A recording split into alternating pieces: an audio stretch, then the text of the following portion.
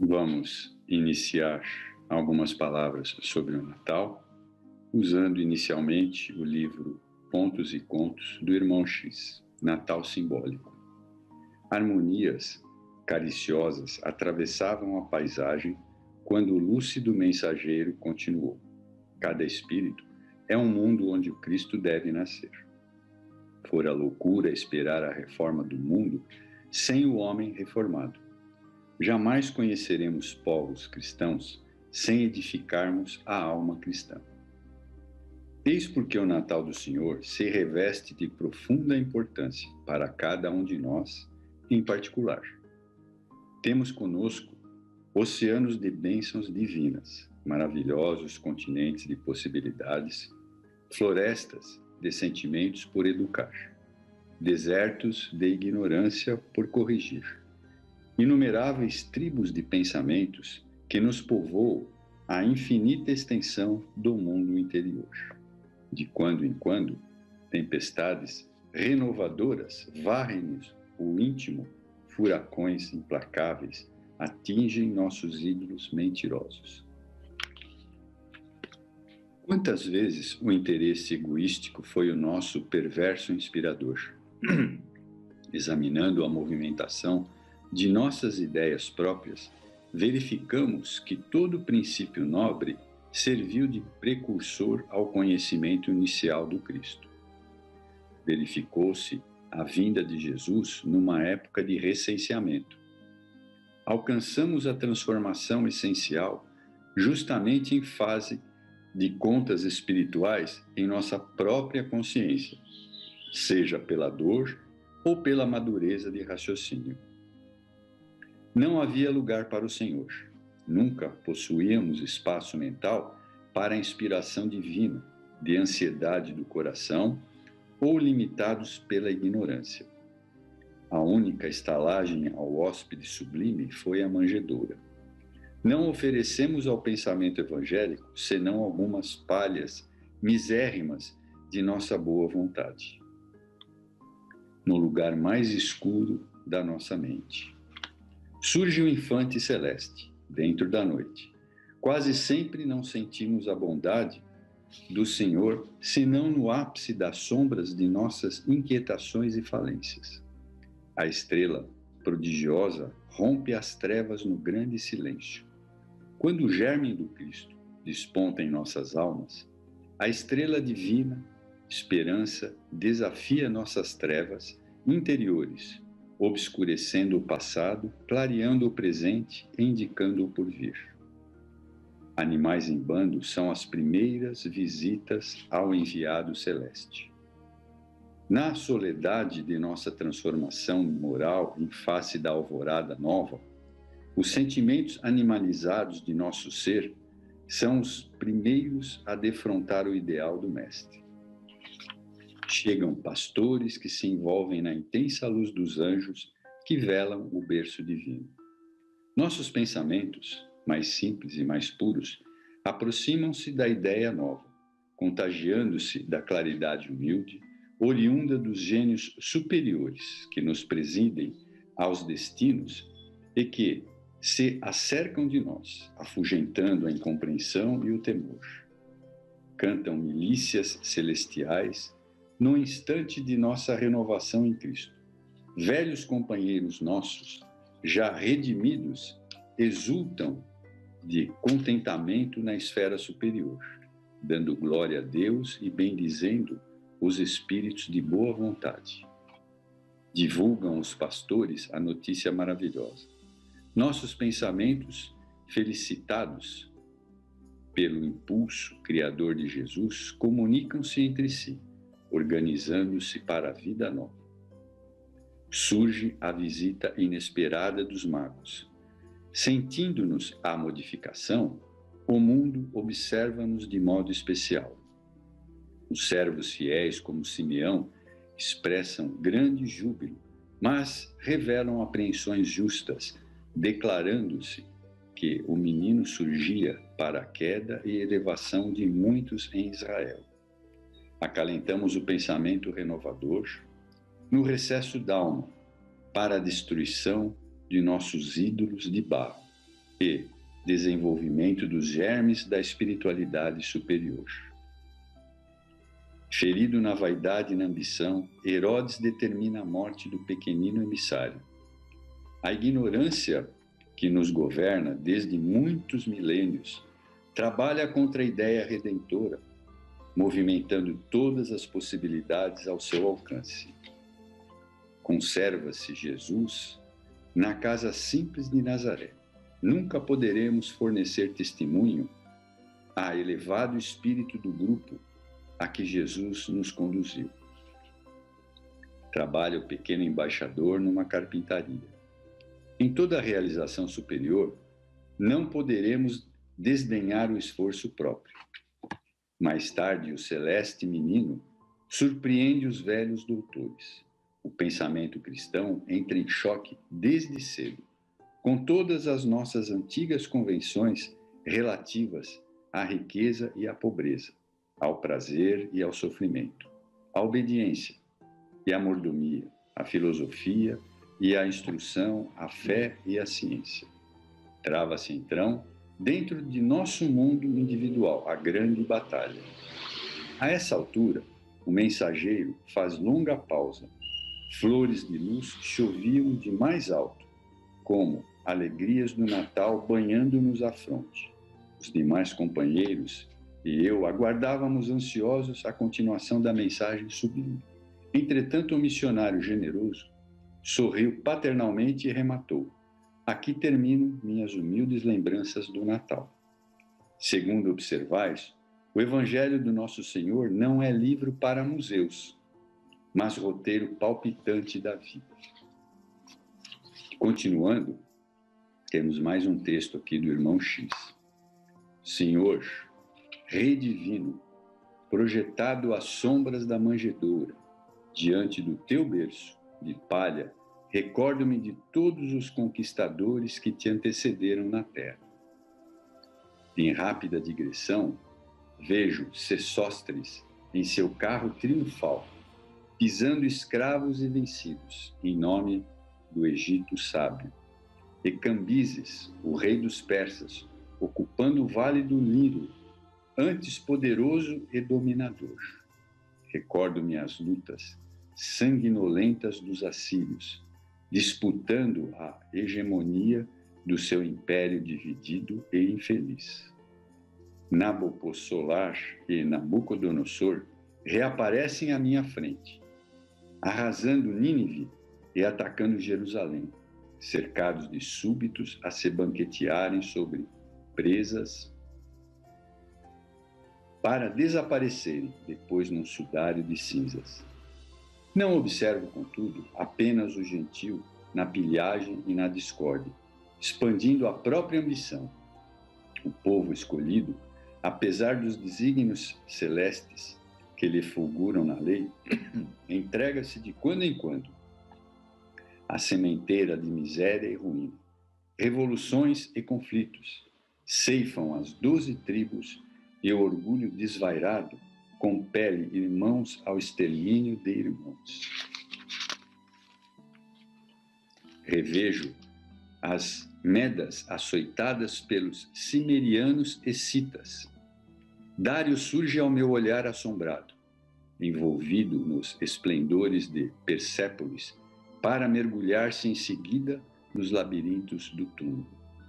Esparta e Atenas, entre códigos e espadas, se estraçalham mutualmente no impulso de predomínio.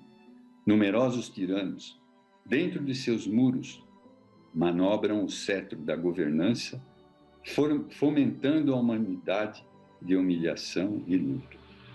Alexandre, à maneira de privilegiado, passa esmagando cidades e multidões, deixando um cortejo de lágrimas atrás da fanfarra guerreira que lhe abre caminho à morte em plena mocidade. E os romanos, Senhor? Desde as alucinações dos descendentes de Príamo ao último dos imperadores depostos por Odoacro, jamais esconderam a vocação do poder, arrojando povos livres ao despenhadeiro da destruição. Todos os conquistadores vieram e dominaram, surgindo na condição de pirilampos barulhentos, confundidos à pressa num turbilhão de desencanto e poeira. Tu, porém, soberano Senhor, te contentaste com o berço estrebarial. Ministros e sábios não te contemplaram na hora primeira, mas humildes pastores se ajoelharam sorridentes diante de ti, buscando a luz dos teus olhos angelicais. Hinos de guerra não se fizeram ouvir a tua chegada libertadora. Todavia, em sinal de recolhimento, cânticos abençoados de louvor subiram ao céu, os corações singelos que te exaltavam a estrela gloriosa, a resplandecer nos constelados caminhos. Os outros, Senhor, conquistaram à custa de punhal e veneno, perseguição e força, usando exércitos e prisões, assassínio e tortura, tradição e vingança, aviltando e escravidão, títulos fantasiosos e arcas de ouro. Tu, entretanto, perdoando e amando, levantando e curando, modificaste a obra de todos os déspotas e legisladores que procediam do Egito, da Síria, da Judéia, da Fenícia, da Grécia e de Roma, renovando o mundo inteiro. Não mobilizastes soldados, mas ensinastes a um punhado de homens valorosos a luminosa ciência do sacrifício e do amor. Não argumentastes com os reis e com os filósofos, no entanto, conservastes fraternalmente com algumas crianças e mulheres, humildes, semeando a compreensão superior da vida no coração popular. E por fim, mestre, longe de escolheres um trono de púrpura, a fim de administrares o reino divino, de que te fizestes embaixador e ordenador, preferistes o sólido da cruz, de cujos braços duros e tristes ainda nos envias compassivos olhar, convidando-nos à caridade e harmonia, ao entendimento e ao perdão. Conquistador das almas e governador do mundo, agora que teus tutelados afiam as armas para novos duelos sangrentos neste século de esplendor e trevas, de renovação e morticínio, de esperança e desilusão, ajuda-nos a dobrar a cerviz orgulhosa diante do teu singelo berço de palha. Mestre da verdade e do bem, da humildade e do amor, permite que o astro sublime do teu Natal brilhe ainda na noite de nossas almas e estende-nos caridosas mãos para que nos livremos das velhas feridas, marchando ao teu encontro na verdadeira senda da redenção. É muito bonito. E ainda temos aqui um pequeno trecho, muito pequeno, do livro Fonte Divina do Emmanuel, Fonte Viva do Emmanuel, que diz o seguinte: Natal. Glória a Deus nas alturas e paz na terra e boa vontade para com os homens. As legiões angélicas, junto à manjedoura, anunciando o grande renovador, não apresentaram qualquer palavra de violência. Glória a Deus no universo divino, paz na terra, boa vontade para com os homens. O Pai Supremo, legando a nova era de segurança e tranquilidade ao mundo, não declarava um embaixador celeste investido de poderes para ferir ou destruir, nem castigo ao rico avarento, nem punição ao pobre desesperado, nem desprezo aos fracos, nem condenação aos pecadores, nem hostilidade para com o fariseu orgulhoso,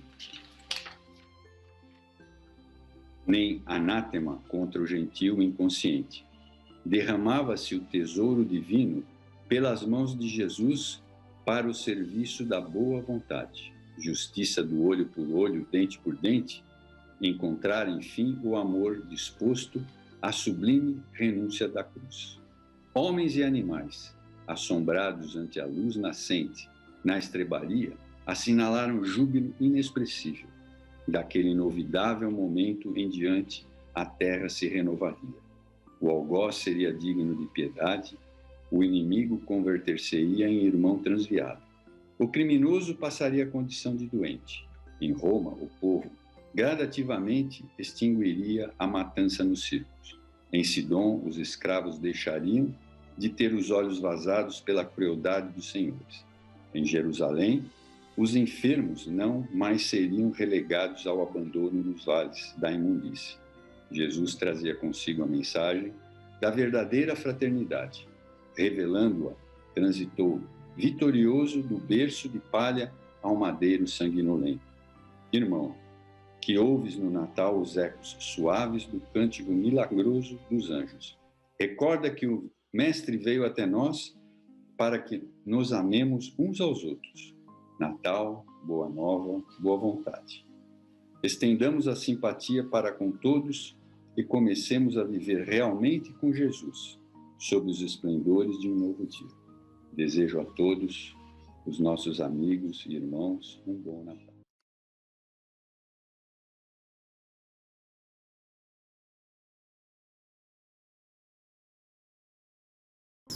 Olá, amigos queridos.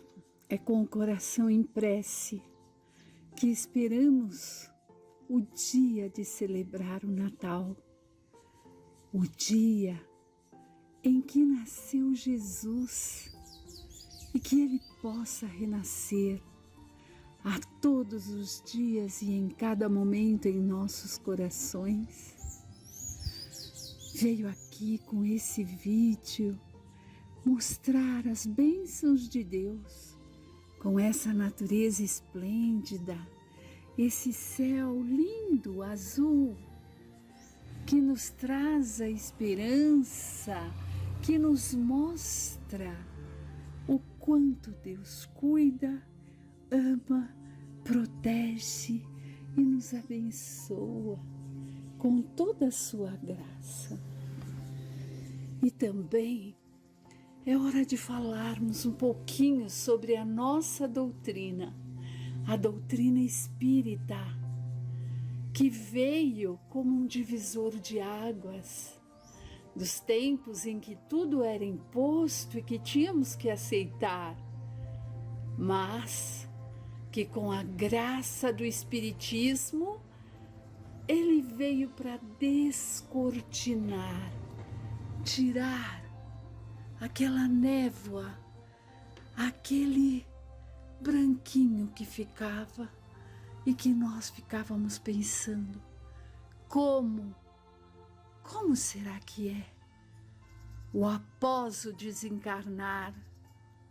E aí, com a graça do Espiritismo, nós vimos que a vida continua e aos poucos o véu foi sendo tirado e a visão começou a tomar forma e os ensinamentos do Mestre Jesus devem ficar para sempre guardado em nós, com todo carinho, com todo amor que Ele nos trouxe esses ensinamentos para a nossa melhora. Se nos mantivermos atentos para percebermos esse cuidado de Deus com cada ser da natureza, imagine quanto a nós, seus filhos amados, se ouvirmos o cantar do pássaro, se dermos a devida atenção a todos os sinais que Ele nos dá, do cuidado, do amor, do amparo, nós saberemos que temos condições, sim, de aprendermos mais e mais. E Natal é isso, é tempo de recomeçar, é tempo de aprendermos, é tempo de aprimorar aquilo que estamos conhecendo com a doutrina. Jesus nasceu e veio nos trazer os ensinamentos veio nos mostrar que somos filhos de Deus, vosso irmão, e que podemos sim nos melhorar dia a dia, pois isso é o que o Pai espera de nós. De encarnação a encarnação, nós vamos procurando nos melhorar, ressarcir àqueles a quem fizemos mal. E o Natal é um recomeço, é um reerguer-se, é deixar que esse Cristo, que esse Jesus Cristo viva em nós.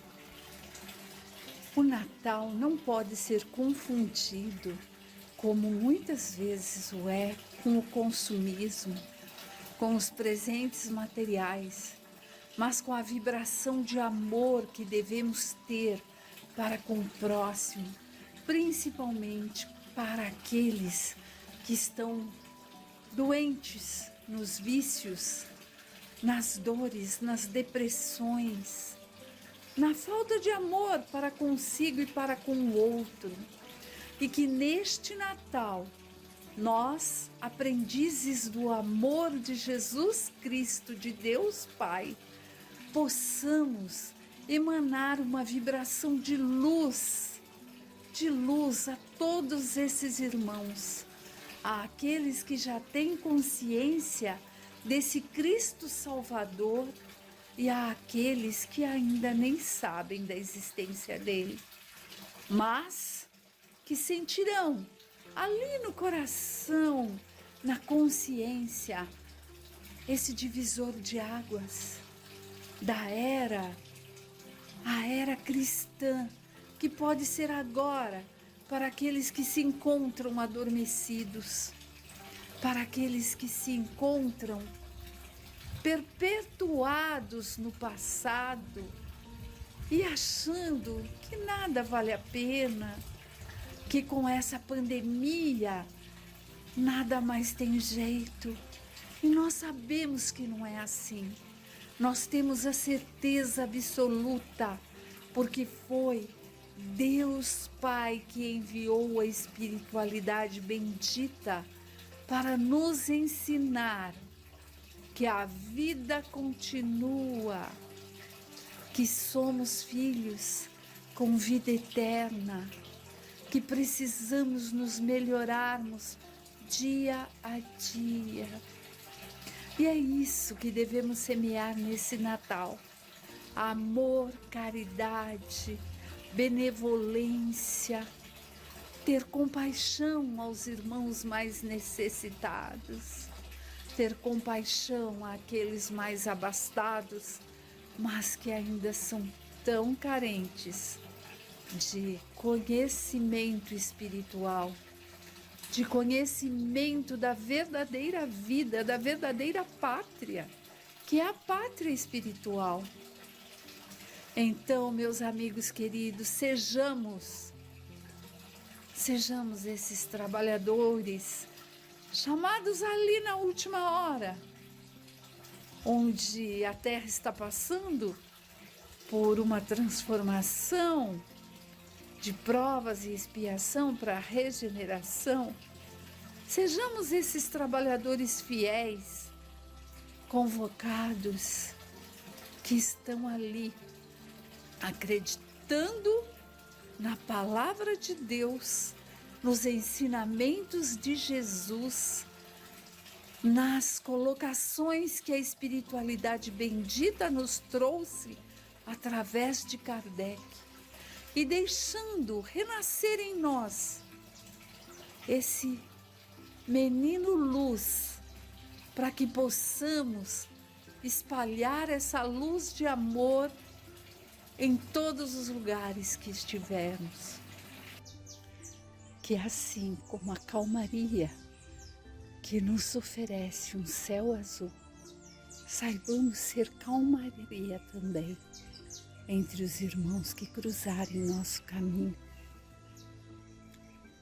Que assim como o som dos pássaros que encantam e preenchem os espaços, saibamos ser canções aos ouvidos necessitados e que choram por dor. Que saibamos ser um alimento onde a fome impera, que saibamos frutificar e espalhar bons frutos por onde passarmos. Que tenhamos a delicadeza da flor àqueles que necessitam dessa delicadeza e desse amor. E que sejamos a fortaleza da árvore para hospedar àqueles que necessitam. Que sejamos sombra ao viajor desalentado pelo calor escaldante das dificuldades do dia a dia. Que sejamos a semente, aquela boa semente que venha dar bons frutos. Que sejamos a água límpida para aquele que sente sede de conhecimento, que sente sede de justiça, que sente sede do conhecimento de Cristo. Que sejamos a figueira que saiba dar bons frutos, mesmo em meio ao espinheiro.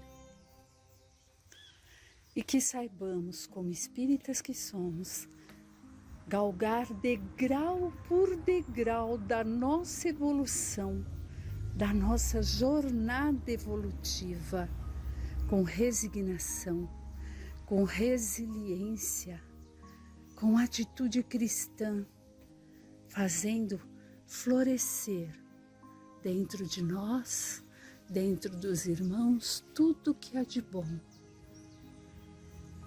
E que assim seja. A todos nós, um Natal de luz, de renascimento, e que encontremos as portas abertas nessa bendita doutrina que nos ensina, que nos consola. Feliz Natal!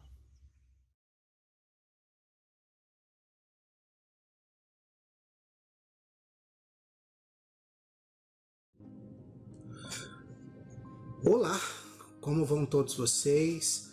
Estamos aqui nessa festividade do Natal, nesse momento de paz e de alegria, em que todos nós tentamos nos recordar um pouco dos ensinamentos de Jesus. O Natal é muito mais do que simplesmente a troca de presentes, mas é um momento em que a gente deve refletir um pouco, aliás, bastante, sobre os ensinamentos que o Cristo nos trouxe, porque é sobre isso o Natal. O Natal é sobre Jesus, o Natal é sobre o Evangelho do Cristo. Quando a gente trata do Natal, quando a gente fica pensando sobre o Natal, principalmente para nós que somos espíritas, sempre vem a questão de espírito puro, de espírito bom e de espírito imperfeito. São classificações que Kardec colocou em O Livro dos Espíritos, na segunda parte, quando ele trata do mundo espírita. Então, no capítulo 1, que ele está tratando dos espíritos, nessa segunda parte, ele trata da escala espírita. E o Cristo, Jesus, é o espírito puro que nós conhecemos, que encarnou na Terra para nos trazer aí grandes ensinamentos.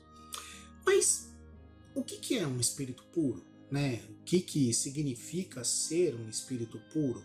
E por que a gente tem essa dificuldade de entender que parece para nós que está longe, alcançar essa condição de espírito puro? Então vamos primeiro entender o que é um espírito puro. Kardec diz o seguinte: Kardec diz que são os espíritos que atingiram o mais alto grau de perfeição. Então eles não estão iguais à divindade, porque Deus é um só, existe apenas um, mas eles atingiram o grau supremo de perfeição, o mais alto grau de capacidade que um espírito pode atingir. Não há sobre eles nenhuma influência da matéria, né? E eles têm superioridade moral sobre todo e qualquer espírito inferior a eles, já que eles estão na classe única, né? A classe de espíritos puros, né? Mas eles não chegaram até lá, vamos dizer assim, por obra e graça da dádiva de Deus, né? Não há privilégios na justiça divina. Então, um espírito puro é um espírito que percorreu todos os degraus da escala espírita, ou seja, ele passou pelos degraus de espírito bom e também pelos degraus de espírito imperfeito, né? Todas as impurezas da matéria, todas as dificuldades da matéria já foram vencidas. Então, um espírito puro não tem necessidade nem de provas, nem de expiações, né? Como ele não está mais sujeito à reencarnação, uma vez que não há necessidade de provas, nem expiações, nem de nenhum tipo de adiantamento, né? Ele não precisa encarnar em corpos perecíveis e, consequentemente, ele não está submetido a nenhuma das necessidades de um corpo perecível. Por quê? Porque um corpo perecível sente fome, sente sede, né? Precisa de algum tipo de manutenção, né? No nosso caso vai ter alguma doença ou não, mas um espírito puro não tem essa necessidade, né? Então ele não tem mais necessidade de um corpo, vamos dizer assim, perecível, um corpo que vai chegar um determinado momento, ele vai ter que se despojar desse corpo através do desencarne ou da morte, como a gente costuma dizer, né? Mas o que faz então um espírito puro? Faz nada? Fica lá na ociosidade, feliz da vida, sem fazer nada? Não, né? Não existe essa ociosidade monótona, né, que causa para nós assim estranheza. Cheguei na felicidade, então não tem mais nada para fazer. Não, um espírito puro, ele comanda todos os espíritos que lhe são inferiores e ele auxilia na harmonia de todas as leis do universo e no cumprimento dessas leis, né? Eles são, por assim dizer, os assistentes de Deus, e é por isso que na nossa linguagem a gente costuma classificá-los como anjos ou serafins ou coisa parecida, né? Então, o que faz, além disso, um espírito puro? Se o ser abaixo dele, né, seja ele um espírito inferior ou um espírito bom, mas o ser abaixo dele tem alguma aflição, tem alguma necessidade, o espírito puro ele está lá para esclarecer, para ajudar, para conduzir, para orientar e fazer com que os espíritos que estão nas classes inferiores a ele atinjam as classes superiores, né? Falando assim, a gente fala, meu Deus do céu, então eu vou demorar para chegar em ser espírito puro, né? Porque a distância que me separa de um espírito puro é muito grande, né? E, invariavelmente, espíritos da nossa condição vão fazer o quê? Vão medir essa distância, né? Ou vão tentar estabelecer um critério, né? E os nossos critérios são falhos. Por quê? Porque a gente vai medir essa distância, sei lá, em número de planetas pelos quais a gente tem que passar, ou talvez em número de encarnações pelas quais a gente tem que passar, ou talvez num determinado comprimento, né? A gente é muito tosco, né? Porque a gente vai medir distância de espiritualidade em comprimento. Mas a gente faz isso. Fala que tem tantos 1000 quilômetros de distância, ou se a gente quer ser mais rebuscado, vai dizer que faltam, sei lá, não sei quantos 1000 anos-luz. É assim que mede a distância? Não é. A distância entre nós e um espírito puro, ela não é medida por nenhum desses critérios materiais. Por quê? Porque o que nos separa deles são critérios morais, são critérios espirituais, né?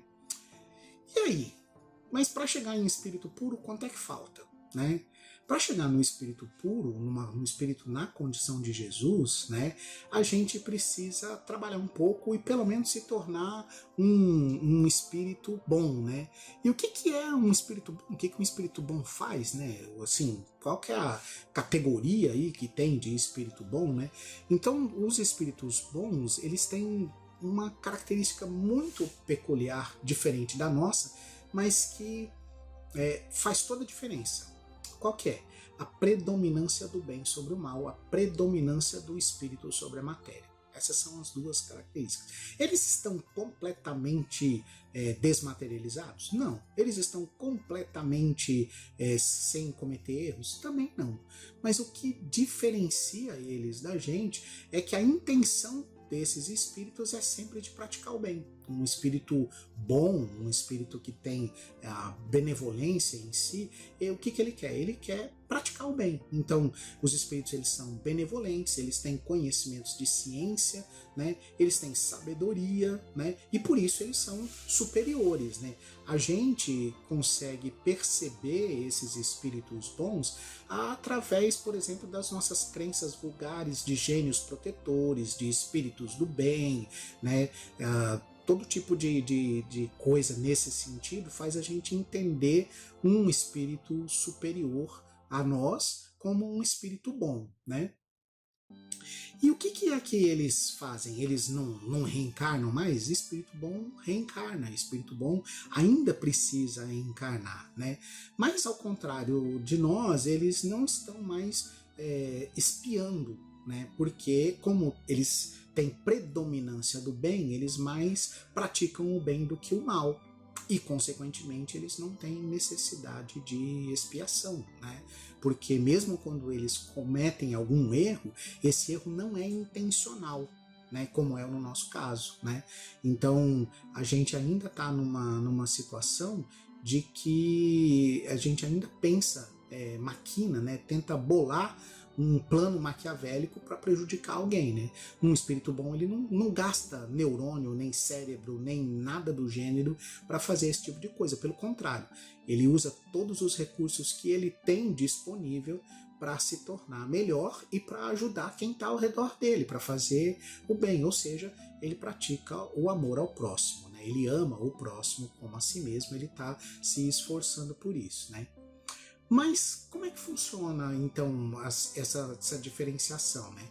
Eles se unem pelo amor, esses espíritos bons, né? Quando eles estão encarnados, eles são bondosos, eles são benevolentes com os seus semelhantes, eles não têm essa coisa de ambição, de orgulho, de egoísmo, eles não experimentam ódio, eles não experimentam rancor, não passam pelo tormento da inveja, do ciúme, né?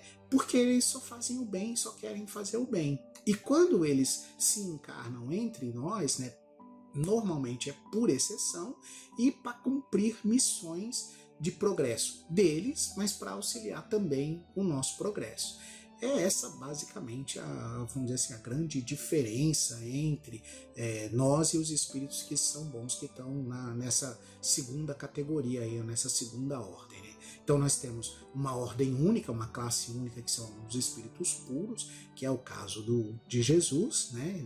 O espírito que a gente conhece como espírito puro, e diversos espíritos aí que a gente que passaram por aqui pelo planeta Terra, que são espíritos bons.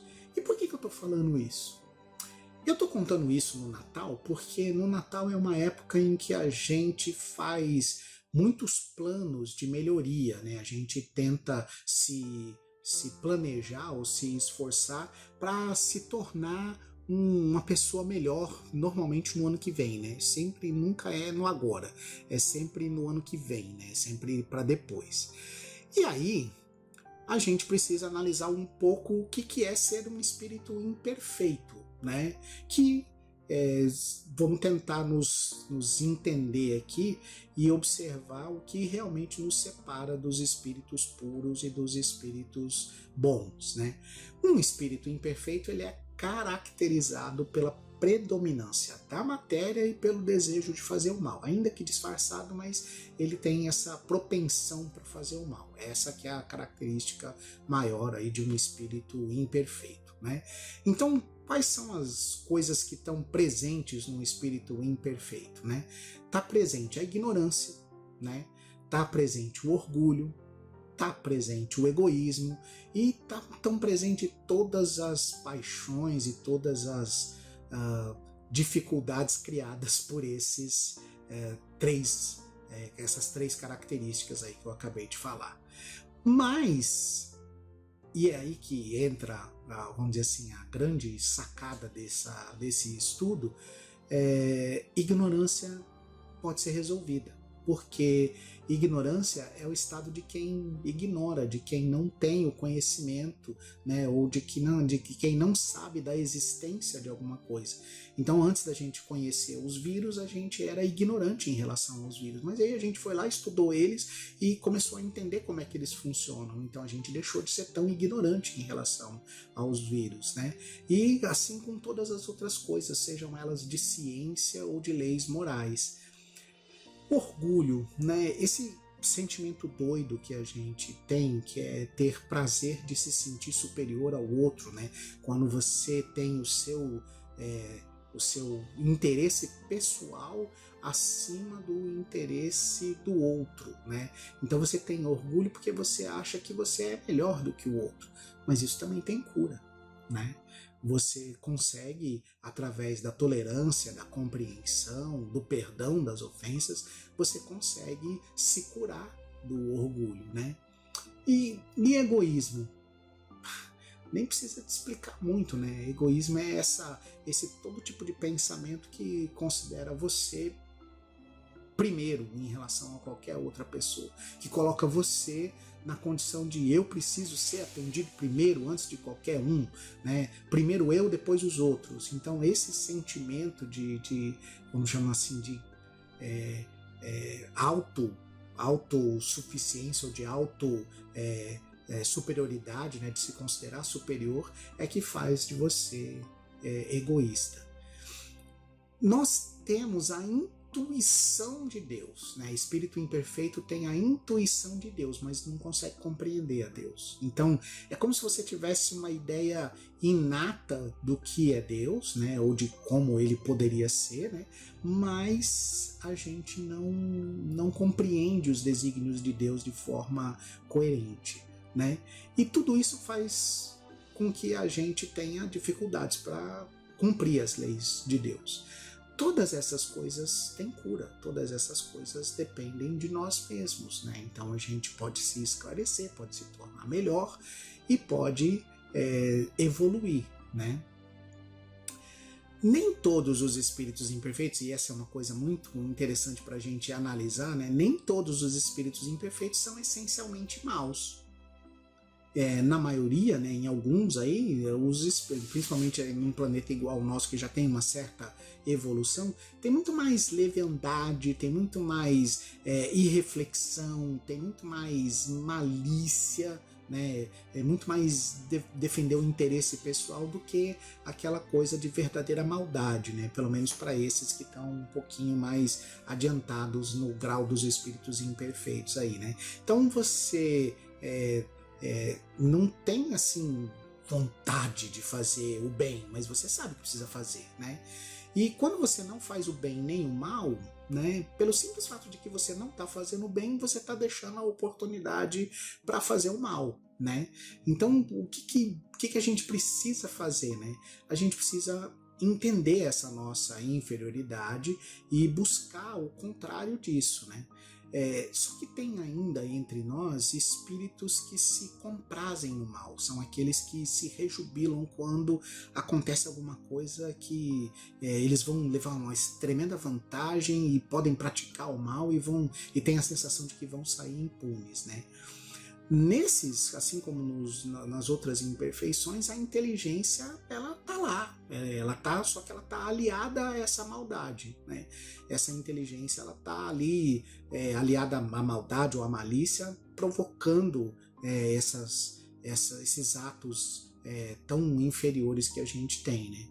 E as nossas ideias, apesar de ter algum lampejo de elevação, algum lampejo de vontade de querer progredir, elas são permeadas por sentimentos que a gente mesmo não gosta, né? Que são sentimentos desprezíveis. A gente fala, pô, não devia estar sentindo isso, mas tô sentindo, né?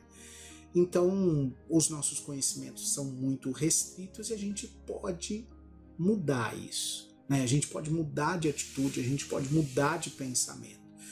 E como é que a gente pode fazer isso, né? A gente pode deixar de ser ignorante, né? Como que a gente faz isso?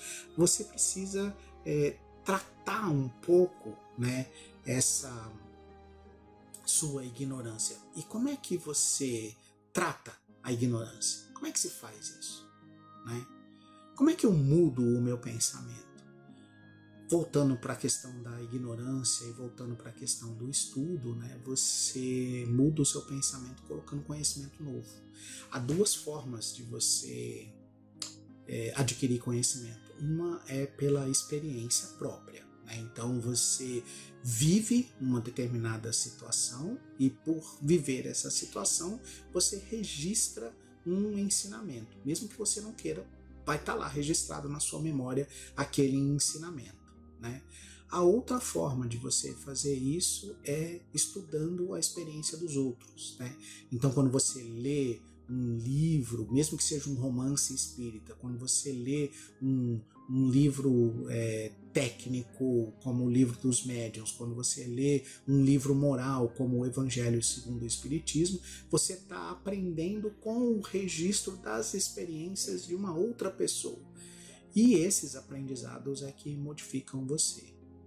Então, o meu recado para você nesse Natal é que você não está distante de Jesus por X quilômetros ou Y quantidades de encarnações pela frente.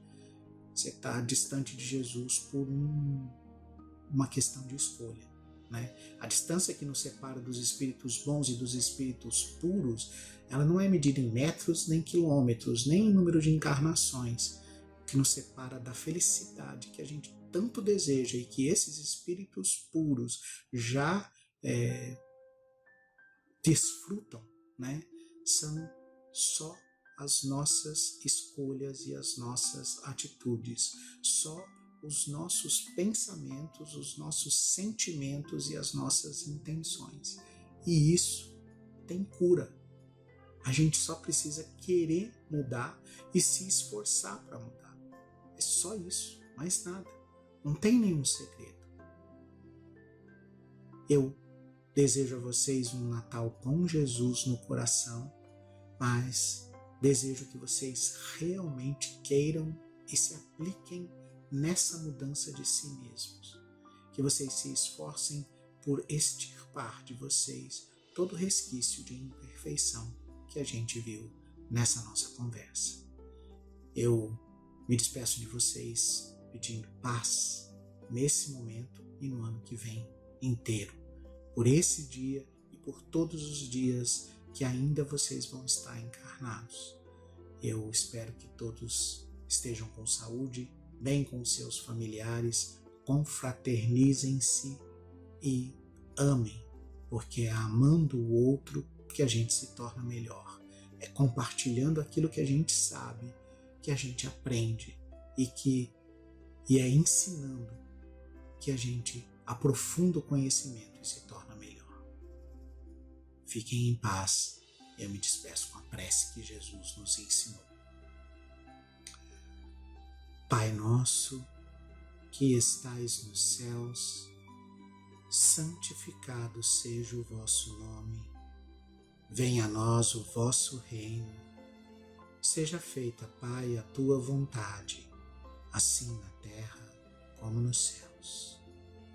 O pão nosso de cada dia dai-nos hoje. Perdoa, Senhor, as nossas dívidas, na medida em que perdoamos os nossos devedores.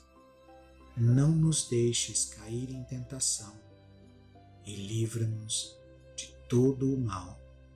Que assim seja, graças a Deus, graças a Jesus. Feliz Natal.